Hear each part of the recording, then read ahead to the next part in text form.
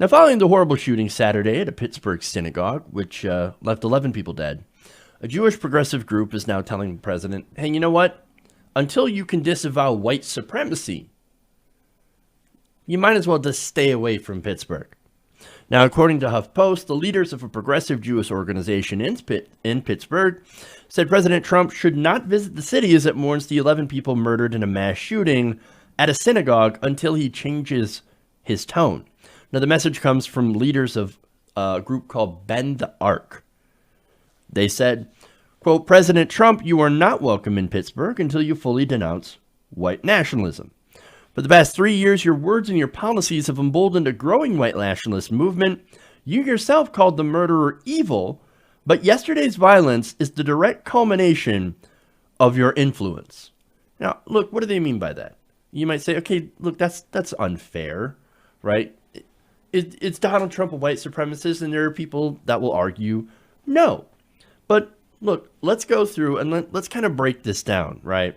Now, for one, during the mass shooting, alleged gunman Robert Bowers reportedly screamed, quote, old Jews must die, before he opened fire.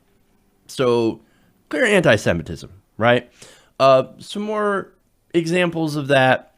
Let's go to his account on Gab. Now, you might not have heard of Gab, but apparently that is the alternate freedom-driven, social media alternative to Twitter, right? Now, one of the rules of Gab is, hey, we're not going to shut you down for saying horrendous things. So naturally, that is a place where horrible people can go to congregate to talk about terrible things, to say terrible things, right? Now, this man was on Gab. Now, when he was there, he started sharing anti-Jewish images, conspiracy theories about Jews controlling the world, criticism of President Trump, interestingly enough, which actually makes the case, could make a possible case of, well, see, the guy wasn't a Trump fan because he was criticizing President Trump for not being tough enough on the Jews. Yikes.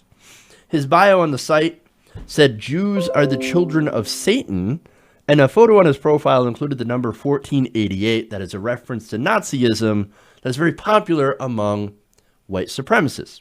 So again, massive anti-Semitism, right?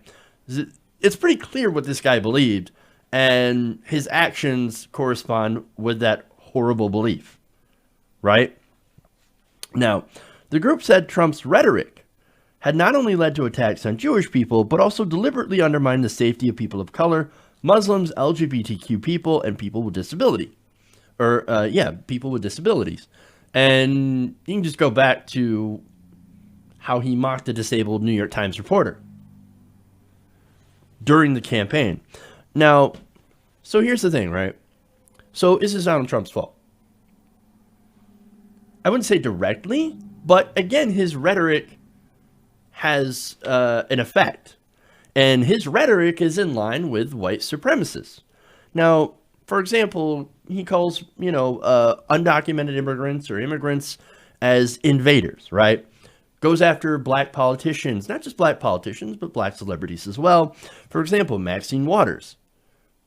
There's that consistent criticism of people who are African American that he says are low IQ. Oh, Maxine Waters, low IQ.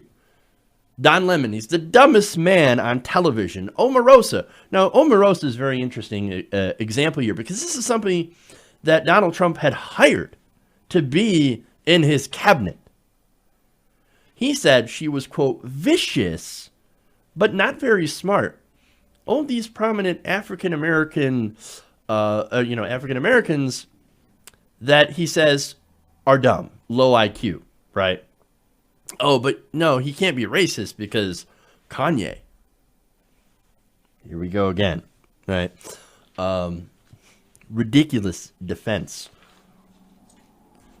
From there, not only that, but you also had the original, what he started his campaign on as, well, Mexicans are criminals and rapists. They're not sending their best.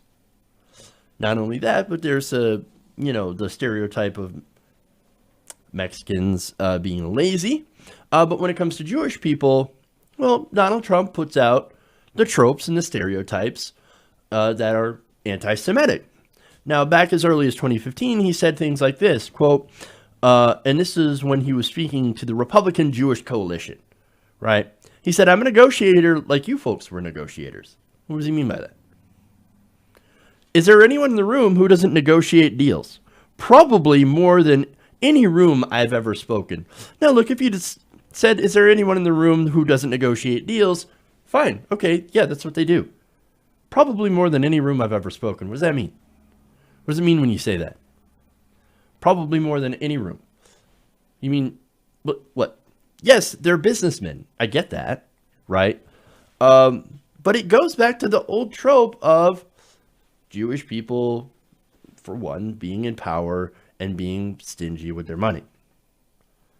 And then, of course, he goes into other conspiracies. For example, the globalists. When you talk about globalists, that's basically referring to the conspiracy that Jewish people run the world. Not only that, but during his campaign, he tweeted and later deleted an image that showed Hillary Clinton in front of a pile of money and a Jewish Star of David that said, most corrupt candidate ever. Now, look, I believe Hillary Clinton also was corrupt. But that kind of imagery, that is white supremacist imagery. What does Hillary Clinton have to do with the Star of David? Nothing. Oh, but no, that's a sheriff star. Is it now? Right. So, look, at the very least, he spreads anti-Jewish conspiracies without, of course, naming them. And ironically, he does it while also saying how much he loves Israel, which is kind of interesting as well. But of course, the right-wing position on Israel is actually more predicated on the end times prophecies of fundamentalist Christianity. And of course, look, our defense contractors really love propping up Israel with money and weapons. And that, of course, helps the right-wing government of Israel.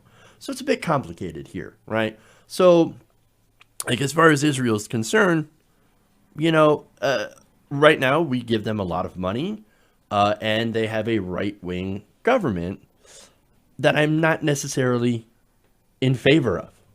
I'm not fond of that right-wing government. If they had a more left-wing government that was more tolerant, etc., of Palestinians, for example, and went for a two-state solution, but that, of course, gets into foreign policy, which is an aside for this conversation. That said, right, the point is that Bend the Arc is making is, look, Donald Trump's out there attacking people who are not white Christian males.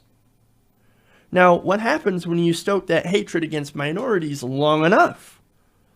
Eventually, look, aside from all the horrible attacks that have already gone on against other minority groups, that hatred always eventually leads to anti-Semitism coming front and center. And that's what happens. That's what happened last week.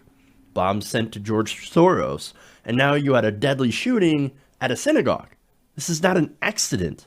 During Charlottesville, white supremacists were shouting, Jews will not replace us. Now, what did Donald Trump say about that? He said, oh, no. There are good people on both sides. So, look, Trump is spreading these conspiracies without actually, saying that they're against the Jews. And he's trying to walk a fine line because people like Sheldon Adelson give him money. And of course, a lot of the donors love the right-wing position on Israel. But he's also not out there condemning attacks by white supremacists and not calling out white supremacy by name. Now, I remember before the election, you had a lot of right-wingers out there, I think Trump included, saying, but you got to call it what it is when it comes to Islamic terror, right? I forget the exact phrase that they used, but it was, Islamic extremist terror or something like that. Why don't you go out there and why don't you call it what it is? Well, they seem to have a really hard time calling this what it is. That is right-wing domestic terror. And not only that, but anti-Semitism and white supremacy. They seem to have a huge problem coming out and saying that. And I kind of makes you wonder why. But I think in reality, we all know, is because, unfortunately, a lot of those people are part of the Trump base. So, but, and that goes to the point of he refuses to condemn white supremacy itself because in the end, it benefits him. And I do think that he believes these racial stereotypes. And, so of course it's like, well, yeah, the Jews run the bank. So of course, that's because they're great negotiators. See, I'm not anti-Semitic. I'm not racist. This is the way they are. It's that old school mentality. And yes, it is racist, even though the guy's not literally wearing a sheet. It is still part of that same white supremacist system. And so I don't think he understands that his supporters get emboldened by this action. Now, look, for the most part, it's words, right? And I'm going to show you that there's a recent study by the Anti-Defamation League, which analyzed millions of tweets and posts on social media. And they found that far-right individuals and groups have actually increased the amount of anti-Semitic posts in the run-up to the midterm elections. They said that more than 80% of the anti-Semitic tweets and hashtags were from conservative or right-wing accounts, and nearly 40% included MAGA or Keep America Great, or KAG. Now, the most, of course, common term was Soros. That's George Soros. That's, again, another conspiracy being spread by the right wing, that George Soros is one of those globalists that are trying to control everything. He's a secret communist, which is funny because he's actually a capitalist. He's a venture capitalist. That's how he made all of his money. All that money that he does give to supposed liberal causes. Now, I don't like that. I actually don't like George Soros's politics because he is more of your centrist establishment, donor. He gives against progressive causes in some cases, or at least gives to more establishment anti-progressive candidates on the Democratic side. But at the same time, all the conspiracy theories surrounding him, that he's a secret communist and all that stuff. Come on, man. Absolutely ridiculous. There's no proof of any of that. Now, if you're sick of him giving to Democratic candidates, I hear you. I don't want him to give to Democratic candidates. But you know what? I also don't want him giving money to anybody. And I also don't want the Koch brothers giving to Republican candidates. I don't want Sheldon Adelson giving to any candidates. I want all that money, all that big big donor and big corporate money. I want that out of politics because I believe that corrupts the process. So yeah, get all the money out. Get all the money out, and that's it. But back to Soros, right? Now Soros, not barely a week since he was mailed a bomb, Republicans are still running ads against Soros. And look, they don't care that it's their rhetoric that is making the situation worse, that is actually ramping up attacks on Jewish people, right? And not only Jewish people, but also minorities as well. Now, Donald Trump is a symptom of the issue, right? He's not the sole creator of all this hatred and, all this division, right? He's more capitalizing on it. Again, symptom, right? Much symptom of a larger issue. But at the same time, he's certainly doing nothing to take on the disease. And in fact, in doing what he's doing or what he's not doing, making it worse. And that's the reality. Hey guys, hopefully you enjoyed that free video. Now I'm going to have to ask you a favor.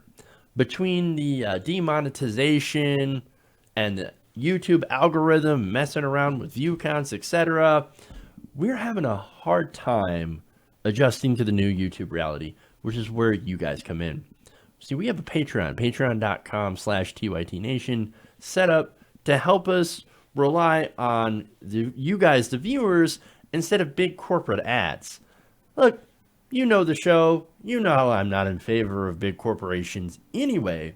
So help us transition away from relying on the ad model to pay the bills and sign up to be a patron, patreon.com/TYTNation. That goes a long way to help us keep the lights on. And you guys will know that you're supporting independent progressive media.